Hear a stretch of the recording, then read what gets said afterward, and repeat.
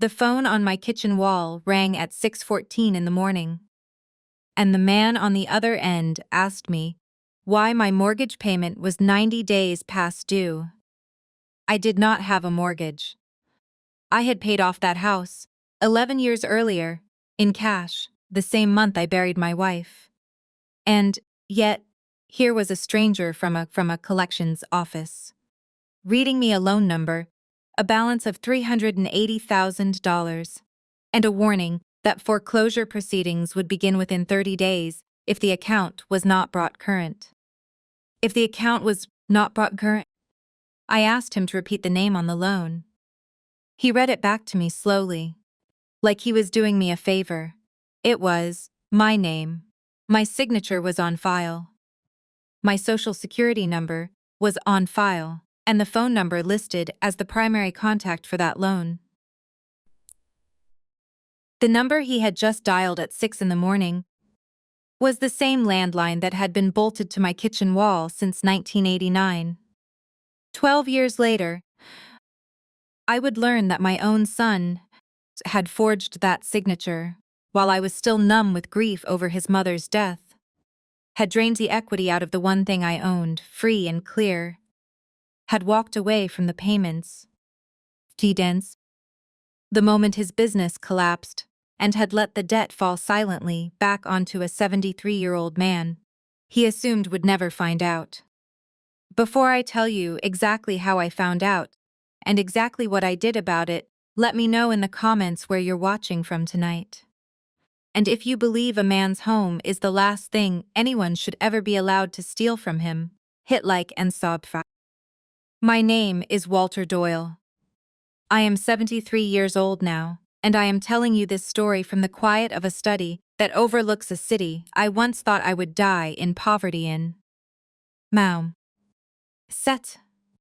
But on the morning that phone rang, I was still just a widower, standing barefoot on cold linoleum, holding a receiver in a hand that had started to shake, listening to a stranger describe a debt I had never signed for, on a house I had already paid for once. I want to take you back further than that morning, though, because you cannot understand the size of the betrayal without understanding the size of the trust that came before it. 11 years before that phone call, my wife Eleanor died on a Tuesday in March. After a 2-year fight with a heart condition that had slowly stolen the color out of her cheeks and the strength out of her hands. I had been married to her for 34 years. I'd not know how to exist in a house without her voice in it. For the first 3 weeks after the funeral, I barely left the bedroom. I did not open mail. I did not answer calls. I did not eat unless someone put a plate in front of me. My son Derek did. He showed up every day that first month, and I was grateful for it in a way I cannot fully describe to you now, knowing what I know. He made coffee I did not drink. He sat with me in silence. And he told me gently that he was going to start handling the paperwork. Because Mom had always handled the paperwork, and I shouldn't have to think about insurance forms and property tax notices on top of everything else. Yes. I said, "Thank you." I meant it with my whole broken heart. What I did not know was that Derek's fitness franchise business, 4 locations, he had opened over the previous 6 years using a business loan. And most of his savings was already collapsing. Membership numbers were down. 2 locations were behind on rent. He owed money to a regional bank, to 2 former business partners, and to a private lender who did not send polite letters when payments were missed. He never told me any of this. Not once. He came stressed, no drama. He came to my house every day, that spring wearing the calm, steady face of a devoted son, and underneath it, he was drowning. About 5 weeks after Eleanor's funeral, Derek sat with me at the kitchen table. With a stack of papers, he said, needed my signature. He told me they were routine. Life insurance closeout forms.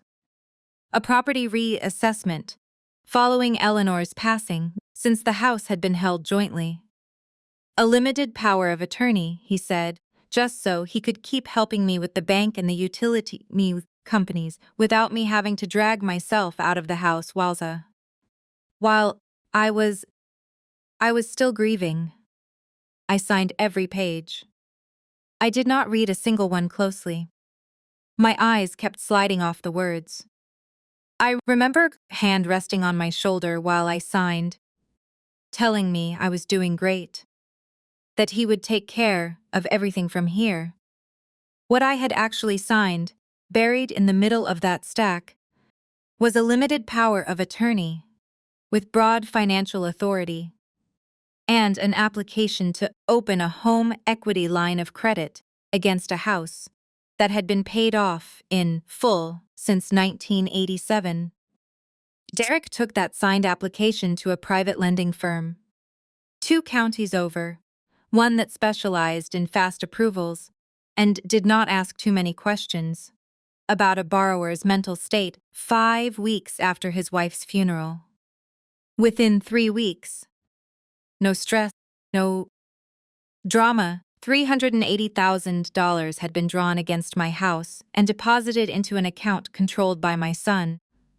He used it to cover 2 years of back rent across his failing locations, to pay off the private lender who had been threatening him, and to open a 5th location that he was certain, absolutely certain, would turn the whole business around. It did not turn around. 18 months later, all 5 locations were closed.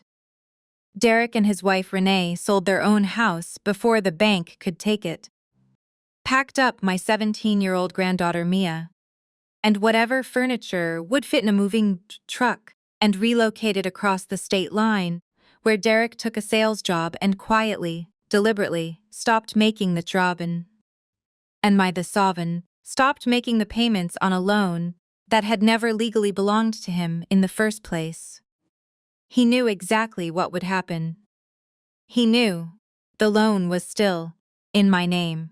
He knew that when the payments stopped, the collections calls would eventually come looking for the Amver, whose signature was on the paperwork.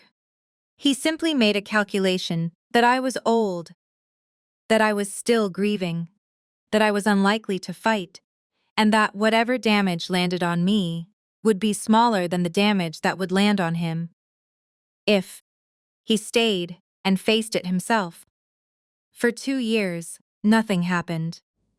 The lender had apparently made repeated attempts to reach Derek at a phone number that no longer worked, and it took their internal systems far too long to update the file with what should have been the borrower's actual contact number, mine, the landline in the kitchen he'd used on the original application.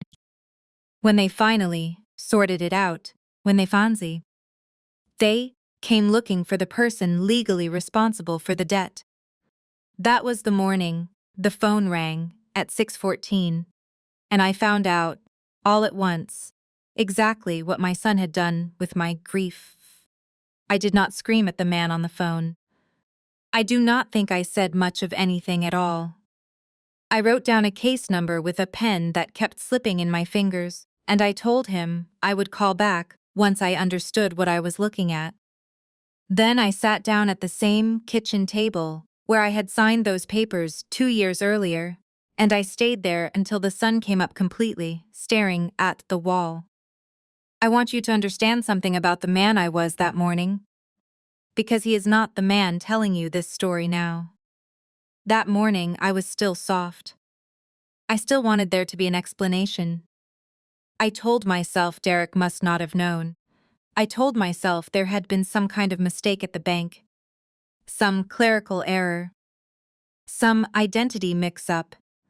I drove to the branch that afternoon, still halfway believing I would walk out with an apology and a corrected file. I did not get an apology. I got a loan officer, Priya, who pulled up my file, turned her monitor toward me, and showed me my own signature on a document dated 5 weeks after my wife's funeral, next to a notarization stamp from a mobile notary service Derek had hired to come to my house that same week. She showed me the disbursement records. $380,000 wired out within 3 weeks of the loan closing to an account that, when I later had it traced, belonged to Derek's franchise holding company.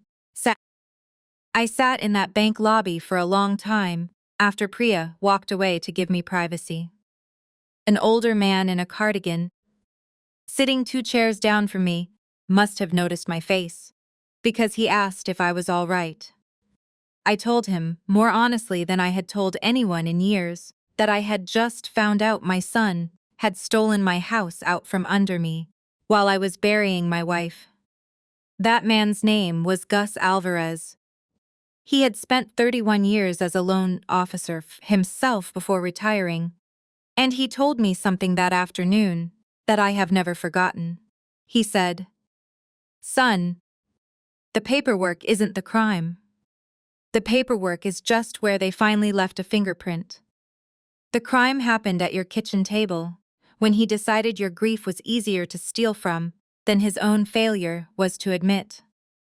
Gus became the closest thing to a chorus in my life over the following years.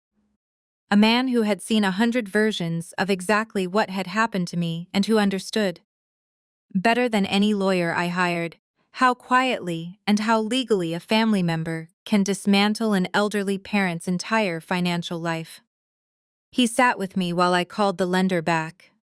He helped me unstandard the 90-day foreclosure clock that was already running.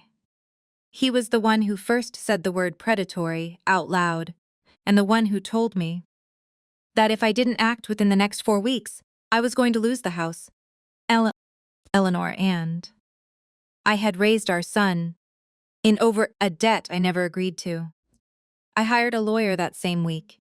His name was Marcus Webb, a sharp, quiet man in his 40s who had built a small practice, specifically around elder, financial exploitation cases, the kind of cases most large firms considered too small and too sad to bother with. Marcus looked at the notarization records, the power of attorney language, the disbursement trail, and told me something that both broke my heart further and saved my life at the same time. He said the forgery itself might be provable, but proving it in court, freezing the foreclosure, and unwinding $380,000 of debt was going to take months, possibly years, and there was a real chance I could still lose the house before any of it was resolved. I asked him what I was supposed to do in the meantime. Marcus told me the truth. He said the only thing that reliably beats a predatory system built to crush people exactly like me is money and time. And I had neither. Not yet. That night, I sat alone in the house I might lose, at the same kitchen table. And I made a decision that would define the next 12 years of my life. I decided that I was done being a man things happened to. Eleanor was gone. My sons had used her death as a tool against me. I had exactly one thing left that no one had managed to take yet, and that was whatever time I had remaining, and I decided I was going to spend every hour of it becoming the kind of man that nothing could ever be quietly stolen from.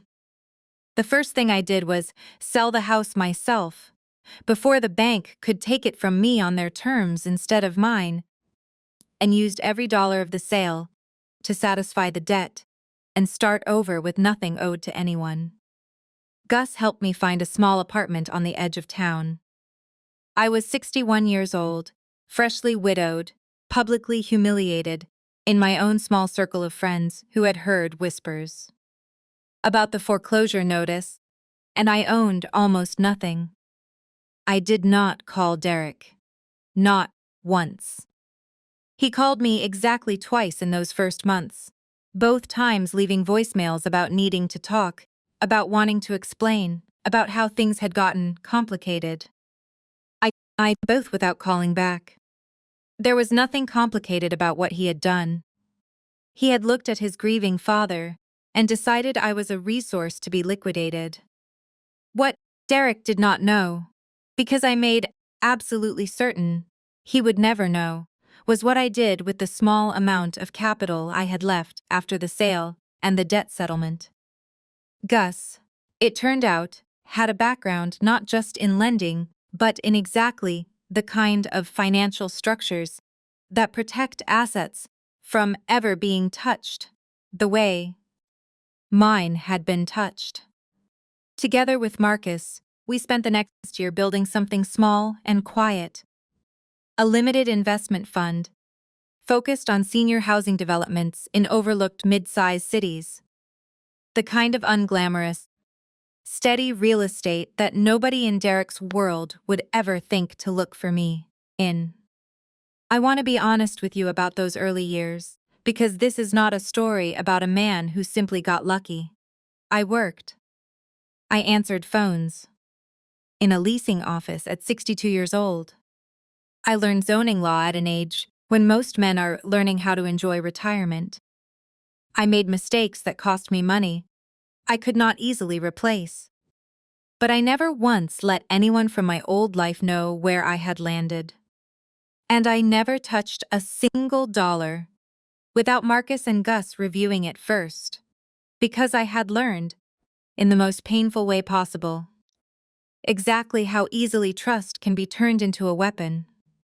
Somewhere around year 4, one of our senior housing developments in a city Derek had never lived in became the anchor for something larger.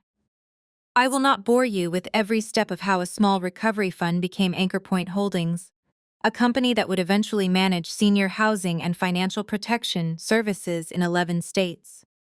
What matters is this.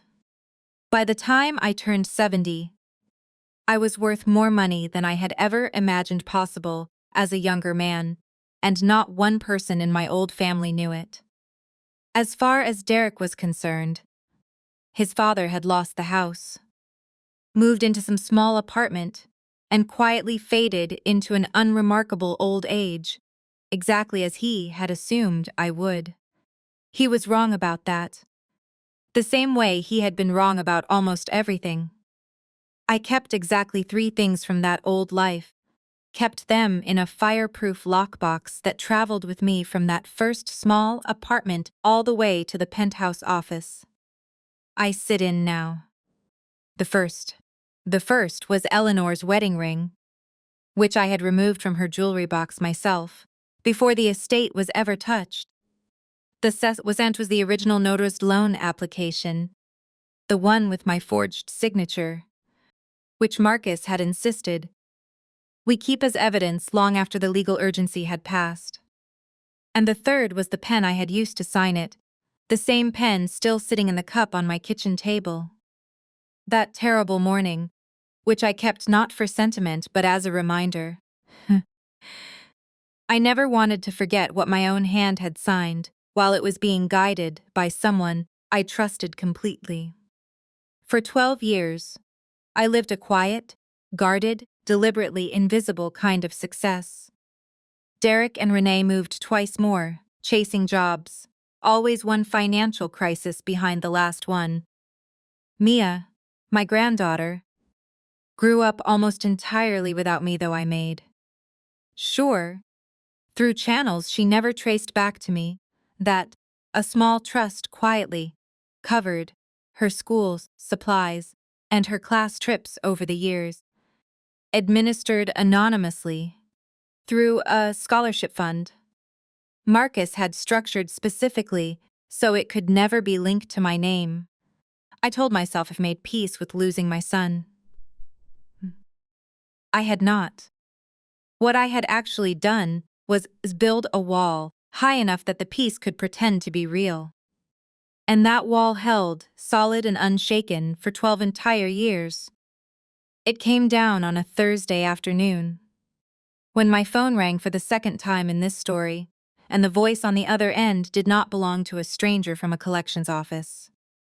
It belonged to my granddaughter, and she was crying so hard I could barely understand the first thing she said to me. Marcus Webb, my chief counsel, for going on 10 years now, had a name for the moment I am about to describe. He called it the collision, the exact instant when a life you have carefully kept separate slazen back into the one you thought you had escaped. It happened on a Thursday afternoon in my office, on the 31st floor, while I was reviewing quarterly numbers for our newest senior housing development outside Denver. My assistant told me. My granddaughter was on the line. I had not spoken to Mia directly in almost 4 years. Not since a stilted, careful phone call on her 18th birthday that I had made from a blocked number just to hear her voice once. I picked up. Before I could say a word, she was already crying. The kind of crying that comes in waves too fast to control. "Grandpa," she said, "is this real? Is any of this real?" Maya was 21 now, a senior, finishing a business and pre-law degree at a state university 3 states away. She had been assigned a research paper for a seminar on financial exploitation of the elderly, and her professor had told the class to find a real case study, something with public court records they could analyze. Mia had typed in a search for cases involving forged power of attorney and predatory home equity fraud in our old home state, hoping to find something generic to write about. Instead, she found Doyle versus Meridian Lending Group, a case that had quietly settled 12 years earlier and had since been cited anonymized in 2 law review articles about elder financial abuse and forged notarization. The articles referenced the borrower only as WD, but the case number was public, and the case number was tied to a property address. Mia recognized the address immediately.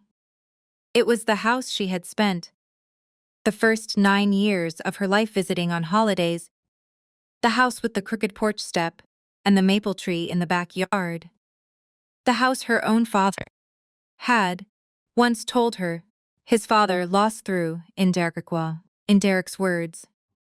Bad decisions after Grandma died. She had spent the next 6 hours pulling every public record she could find. The settlement documents, the forensic accounting summary Marcus had filed as part of Discovery, which detailed exactly how the loan funds had been wired into Derek's franchise holding company. And then, almost by accident, while searching for updates on the case, she found something that had nothing to do with the old lawsuit at all. She found a business registration filed 8 months earlier for a company called Legacy Bridge Advisory, listing Derek Doyle as founder and managing partner, offering, according to its own marketing materials, financial planning and equity release consulting for seniors, us. "Grandpa," Mia said, her voice cracking. "I looked up his new company. I looked up who's reviewed it online. There are people, old people, writing that he took equity out of their houses and the money just disappeared into accounts they can't trace. There's a woman in Ohio who says she lost her retirement home. Grandpa, he's doing it again. He's doing it to other people now. Is that what he did to you?" I sat completely still, staring out over a skyline I had built a piece of, and I felt something in my chest that I had not let myself feel in 12 years. Not sadness this time. Something colder and far more useful than sadness. I told Mia the truth. All of it. For the first time in her life, I told her about the papers at the kitchen table. No, 5 weeks after her grandmother's funeral, I told her about the phone ringing at 6:14 in the morning. I told her that the man she had grown up believing was a struggling but well-meaning father had, in fact, forged his own dying father's grief into $380,000 and had never, once in 12 years, offered a genuine apology. Only 2 deleted voicemails about things being complicated. I also told her, carefully, what I had built since. Not to impress her. To protect her. Because I needed her to understand exactly what was about to happen. Once the rest of the world caught up to what she had already found, it did not take long.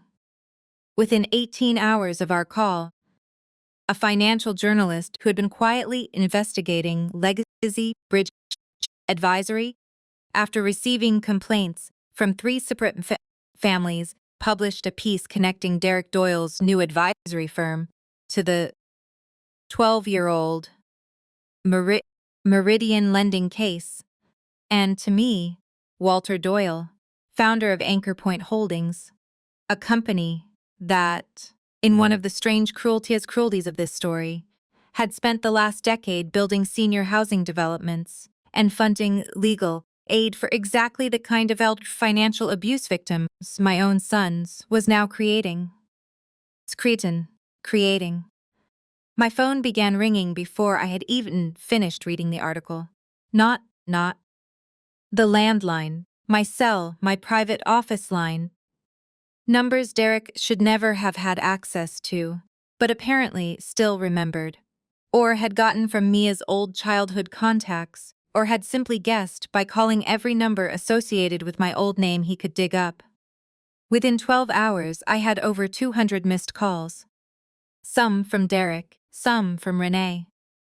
A few, chillingly, from numbers I did not recognize at all, which Marcus later traced back to 2 of the private investors Derek had recruited into Legacy Bridge. Men who had apparently just discovered that the wealthy Walter Doyle everyone was suddenly talking about, in the press, was the same father. Their business partner had defrauded over a decade earlier, and who were beginning, quite reasonably, to panic about where their own money had actually gone. I let almost all of them go to voicemail. I listened to exactly one, from Derek. Late, that first night.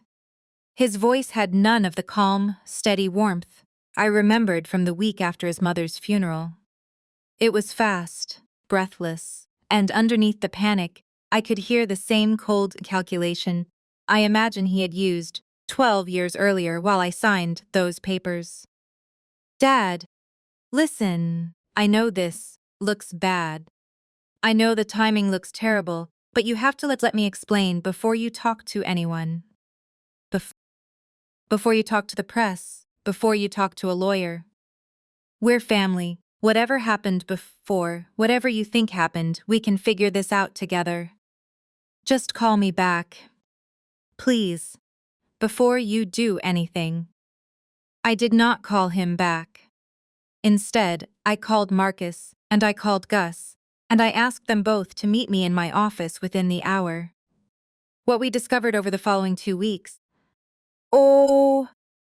Working with the same journalist and eventually with investigators from the State Attorney General's Consumer Protection Division, was far worse than a single desperate father defrauding his own dying wife's grief-stricken widower. Legacy Bridge Advisory had, over 8 months, targeted at least 11 elderly homeowners across 3 states, using a strategy that was, in a horrifying way, a polished, professionalized version of exactly what Derek had done to me. Free financial seminars at community centers and senior living facilities. Warm and reassuring in tone, followed by private consultations where trusted family members were gently encouraged to help their aging parents streamline their finances and unlock equity for a more comfortable retirement. In at least 4 documented cases, forged or improperly witnessed power of attorney documents had been used to open home equity lines, to then drained within weeks, the funds funneled through shell accounts, that eventually through a trail Marcus Sick Friend's forensic team spent days reconstructing, led back to Derek and two business partners who had apparently learned his methods from him directly. Gus, sitting across from me, with a printed copy of the fraud pattern laid out on my desks, tapped the page and said something I have not been able to forget since. The first time, Walter, I could almost believe he told himself a story where he was going to pay it back, where it was just borrowing, where he was desperate and not evil.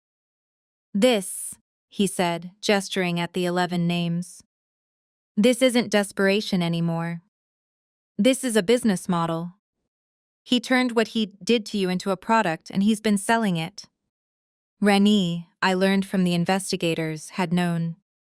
Not from the very beginning, but for at least the last 5 months, she had helped manage Legacy Bridge's client-facing materials, the warm, trustworthy branding, the smiling stock photos of elderly hands being held by younger, caring hands.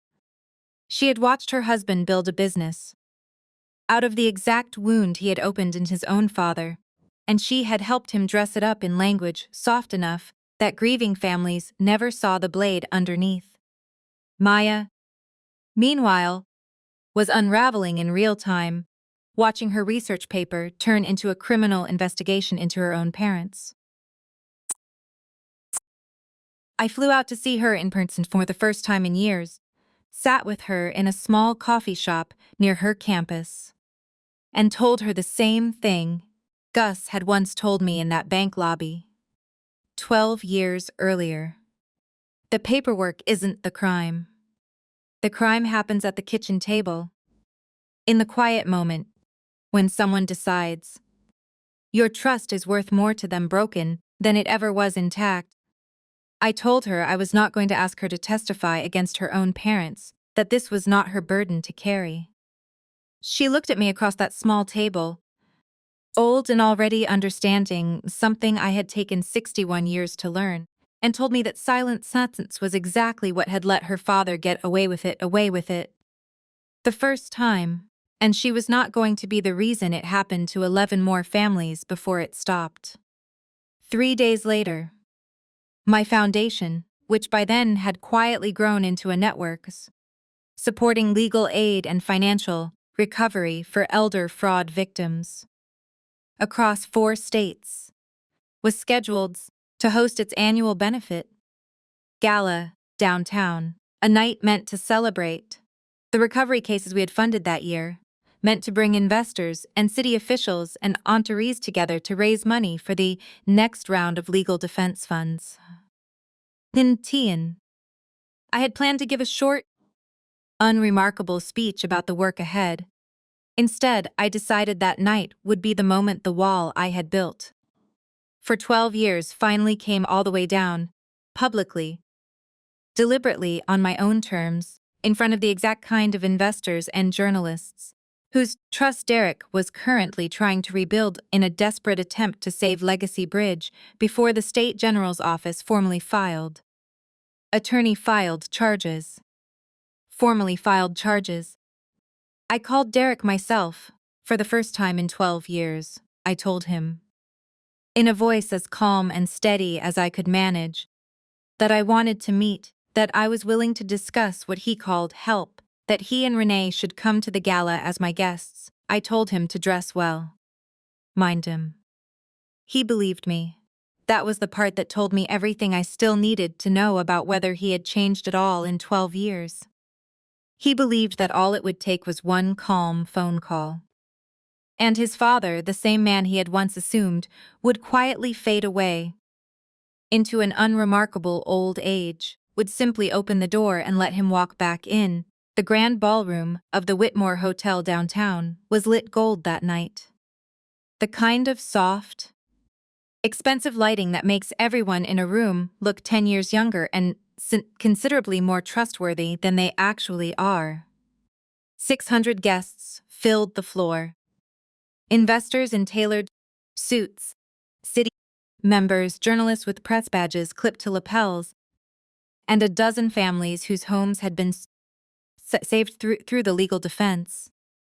Fund my foundation quietly financed, sitting at reserved tables near the front, wearing the careful, grateful smiles of people who had come close to losing everything and had not. Derek and Renee arrived exactly on time, which did not surprise me. Derek had always understood the value of a good entrance. He wore a charcoal suit that fit him well enough to suggest new money. And Renee wore deep burgundy, her hair pulled back, her smile aimed at every camera she passed on her way to the front row I had reserved for them. Ado style, They stopped twice to shake hands with strangers, introduce themselves as the son and daughter-in-law of Walter Doyle, letting the name do exactly the work Derek intended it to do. I watched them from the mezzanine above the main floor, the same vantage point I had used at smaller events for years, the place where I could see a room before the room drum saw me. Marcus stood at my side, quiet, watching the crowd with the flat, professional attention of a man who had spent 2 weeks building a case file. Gus stood a few feet away, arms crossed, saying nothing, because Gus had learned a long time ago that some nights do not need commentary until the moment they do. My mother, a financial reporter near the stage, spotted Derek working the room and drifted over with a microphone asking, on record, whether he was here tonight to formally announce a partnership between Legacy Bridge Advisory and his father's foundation, given the sudden press interest in both companies over the past week. Derek did not flinch. He smiled the same warm, practiced smile I remembered from the week his mother died, and told the reporter that his father and he had, in his words, a complicated history that we're working through as a family, and that he was proud, genuinely proud, to watch his father's legacy grow into something that helped people. He said he hoped that tonight might be the beginning of the two companies working more closely together. Working more closely, for the good of the seniors they both claimed to serve. I heard every word of it clearly from the mezzanine. The acoustics of that ballroom carried voices up to me the same way. Another ballroom, in another life, had once carried voices to another man standing above another crowd. I felt, for one strange moment, the echo of every version of this story that has ever been lived by a father standing above a son who thought his silence meant surrender. A young reporter near the base of the staircase glanced up and spotted me watching from above. Word rippled outward fast, the way it always does, in a room full of people who make their living noticing things. Within a minute, dozens of faces had turned upward, including Derek's. I watched his composure flicker, just slightly, a half-second, of something uncertain passing behind his eyes before the confident mask slid back into place. He looked up at me and offered a small, hopeful nod, the kind of nod a man gives when he still believes, after everything, that his father is about to save him one more time. I did not go down immediately. I let the moment stretch the way I had learned, over 12 years, that moments like this need to stretch. I let him stand in that spotlight of his own. Choosing a little longer, let him feel the warmth of a room that still believed, for now, that he was exactly who he claimed to be. When I finally walked down to the stage, the applause was warm and genuine, built on 12 years of real work, real, recovered homes, real families sitting in that room because a legal defense fund had fought for them when no one else would. I let that applause settle before I spoke, because everything I was about to say needed to be heard against the backdrop of what my foundation actually stood for.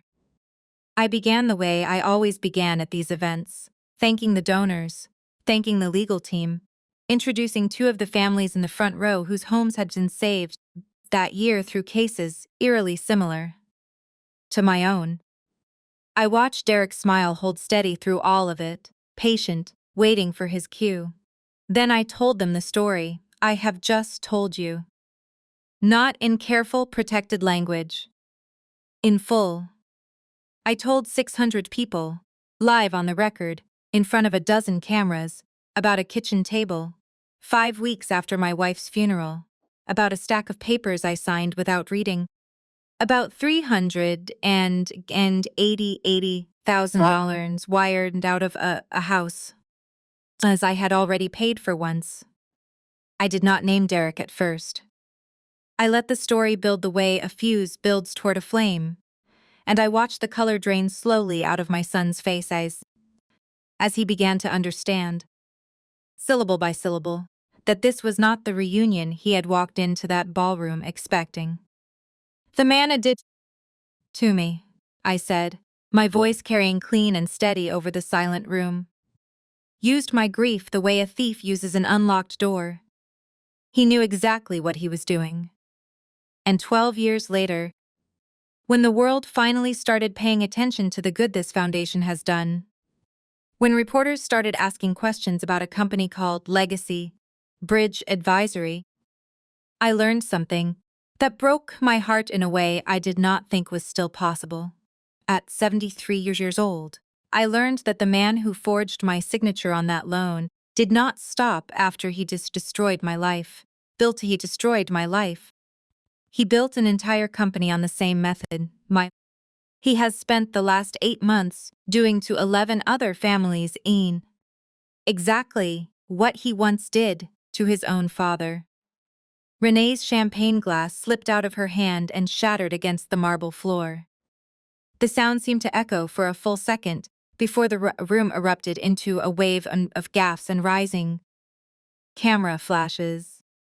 Derek stood frozen at the edge of the stage, his mouth slightly open, his eyes darting toward the exits, toward Renee, toward me, searching for some version of this moment he could still control.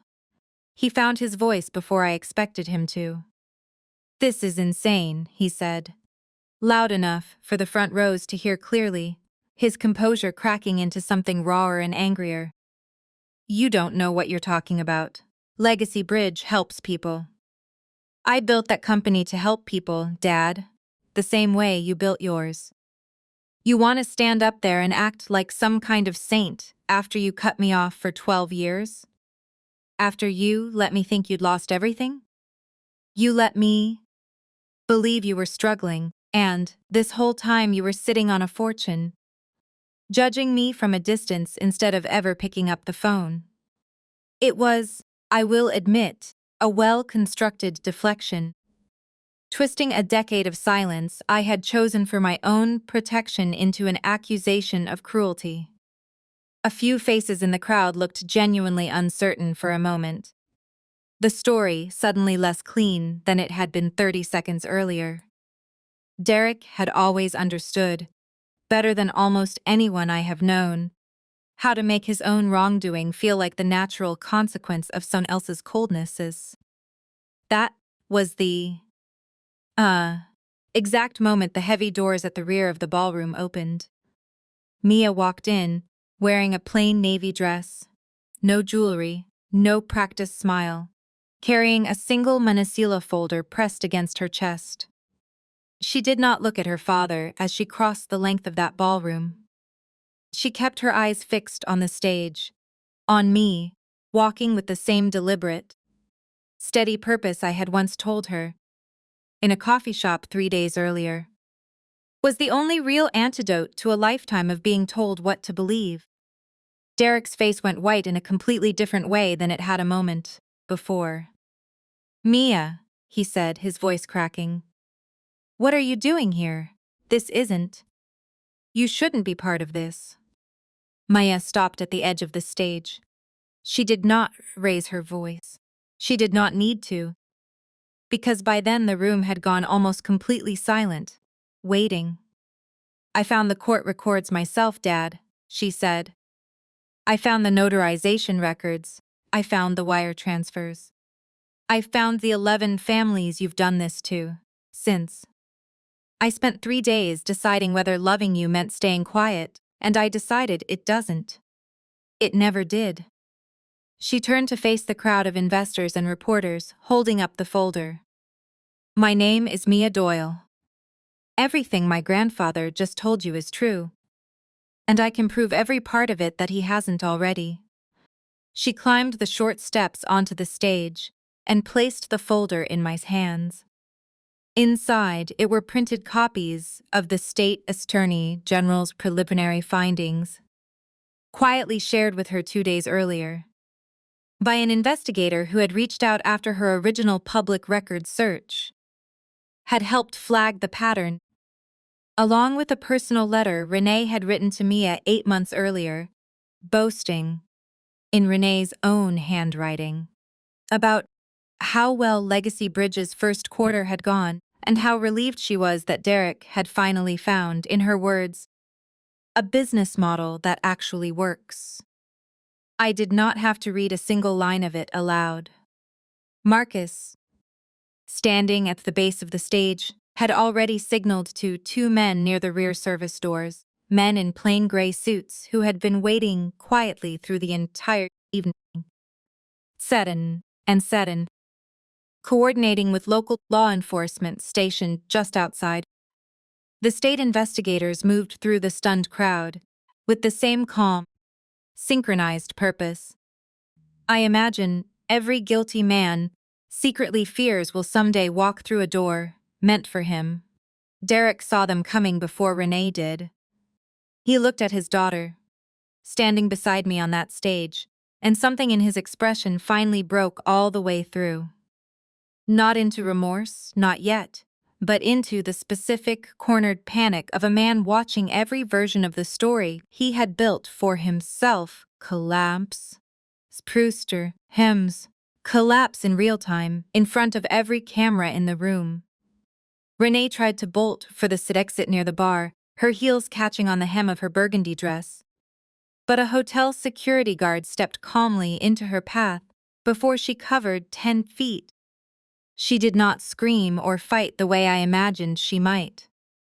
She simply stopped, chest heaving, and looked back at Derek with an expression I recognized instantly, because I had worn a version of it myself 12 years earlier.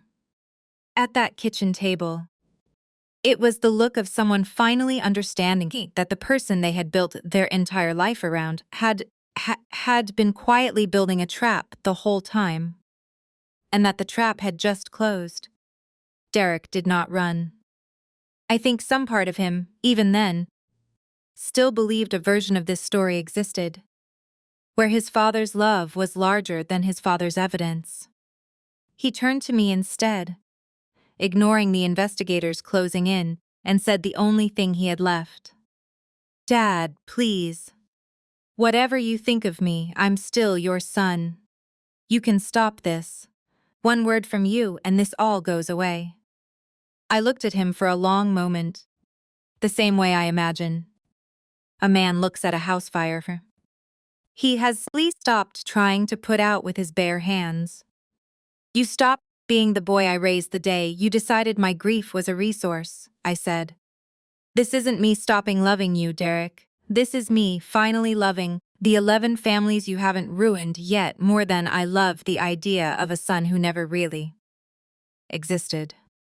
The lead investigator read him his rights on that stage, in front of 600 witnesses and a dozen cameras that would replay the moment on local news for the following 3 nights.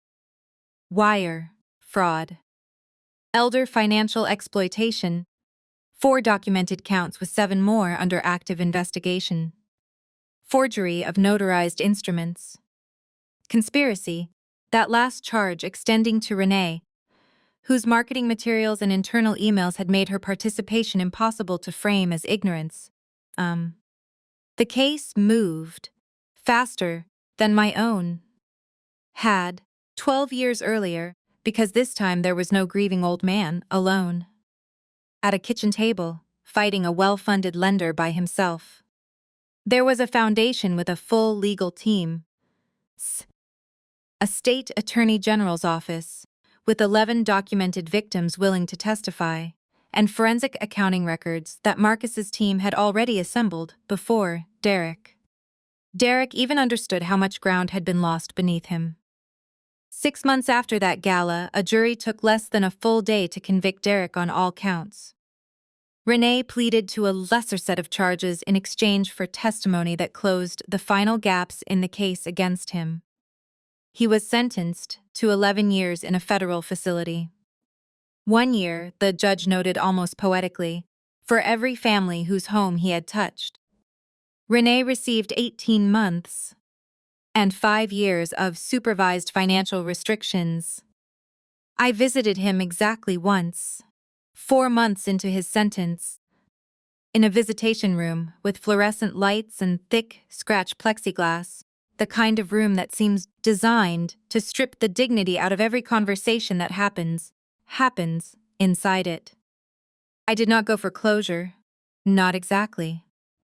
I went because Gus told me something the week before. That stuck with me. He said a man cannot fully finish carrying a weight until he has set it down in front of the person who handed it to him. Derek looked older than his years when he sat down across from me, his prison jumpsuit hanging looser on him than I remembered his tailored suits ever doing. He picked up the phone on his side of the glass, and I picked up mine. He apologized, at first in the practiced, rehearsed way I had expected. He told me the stress had built up slowly. He told me he had never meant for it to become what it became. He told me prison was hard, that he thought about Mia every day, that he wished things had gone differently. I let him talk until he ran out of Werfrajman, my once traum. The same way I once lent to in a different room, a different lifetime. Then I reached into my jacket and set 2 things on the small shelf on my side of the divider, close enough to the glass that he could see them clearly. The first was a single dollar bill. The second was a photocopy of the original forged loan application, the one Marcus had kept in that fireproof lockbox for 12 years. My forged signature, circled in red ink exactly where the notary's stamp sat beside it. You built an entire company convincing strangers that taking someone's home is help, I said. I kept this $1 to remind myself of the only thing that was ever actually true between us. You didn't need $380,000 from me that year, Derek. You needed one honest conversation at that kitchen table. And you decided a forged signature was easier to get than my trust would have been if you'd simply asked for it. He stared at the dollar for a long time. He did not ask me for money that day, which surprised me more than almost anything else in this entire story. Maybe it was the first honest moment I ever witnessed from him. Or maybe he had simply finally understood. There was nothing left to ask for. I stood up before he could say anything else, hung the receiver back on its hook, walked out of that visitation room without looking back, the same way I imagine every parent eventually has to walk away from the version of their child that exists only in memory now. Mia's life took a different shape entirely in the years that followed. She finished her degree the same semester. Her father's trial concluded, and instead of the corporate law path she had originally planned, she asked me for one thing, and only one thing, when she did. She did not ask for money. She asked for a job, an actual job, at the foundation, starting at the bottom, processing intake calls from elderly victims of exactly the kind of fraud her father had committed twice. I told her the position paid an honest, modest salary, that she would answer phones and file paperwork and sit with frightened strangers explaining their legal options, and that there would be no fast track, simply because her last name was Doyle. She told me that was exactly what she wanted. For 3 years now, she has shown up at that intake desk 5 days a week, and she has become, according to every case manager who works alongside her, one of the most trusted voices in that entire office. Because the families who call in sensing shame and fear can hear, somehow, that she genuinely understands what it costs to have your trust weaponized by someone who was supposed to protect you. The foundation itself grew into something I could not have imagined. On that first quiet morning, after the phone rang, we renamed the Sol Defense Program the Homeline Trust, a name Mia suggested herself, a quiet nod to the exact landline that had first exposed what her father had done. Today, it funds forensic legal teams in 6 states, has helped reverse or block fraudulent liens on over 400 homes, and trains bank employees nationally to recognize the specific warning signs Gus first taught me by instinct in a bank lobby. 12 years earlier, the mobile notary visits, the rushed signatures during a family crisis, the sudden new power of attorney appearing weeks after a spouse's death. Families. In the main lobby of our headquarters, behind a small pane of reinforced glass, sits a modest display that most visitors walk past without a second glance, unless someone tells them what it means. A single dollar bill. A photocopy of a forged loan application with a circled signature. And beside them, an old rotary-style kitchen phone. The same model, though not the actual unit, as the one that rang on my wall at 6:14 in the morning, all those years ago. There is a small plaque beneath it that Mia wrote herself. It reads, "The call that finally told the truth was answered by a landline nobody thought still mattered. Answer yours." I still keep an apartment not far from the old house. Smaller than my office, quiet, unremarkable, the kind of place a man can sit, with a cup of coffee and simply exist without any title attached to his name.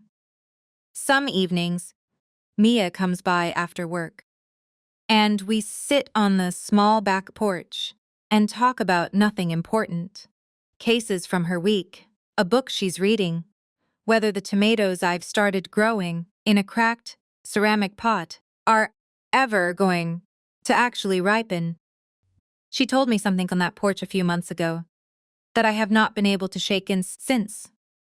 She said the hardest lesson her father ever taught her, without meaning to, was that love without honesty is just a longer, more patient version of theft. And the second hardest lesson, the one she said she was still learning every single day, at that intake desk, was that the only real way to undo what a thief takes from you is to spend the rest of your life making sure it never happens quietly to anyone else again. Son. I think about that phone ringing on the wall. Some mornings still. The way you think about a scar on your own hand, not with fresh pain anymore, just with quiet recognition of exactly what it cost and exactly what it taught you. A house is just wood and drywall and a mortgage number on a piece of paper. What my son actually stole from me that year was 12 quiet years of trust. And it took every one of those 12 years, working in near total silence, to build something strong enough to answer that theft honestly, instead of bitterly. Drama. If there is one thing I would want another person sitting alone at their own kitchen table to understand tonight, it is this. No, true. No, the people who love you the most will never need to forge your signature to get your help. If someone you love is quietly asking you to sign things you have not fully read, in a moment when you are too tired or too grieving to read them closely, that is not drama. That is not family taking care of Vist in the world. That is the oldest theft in the world, wearing the softest possible disguise.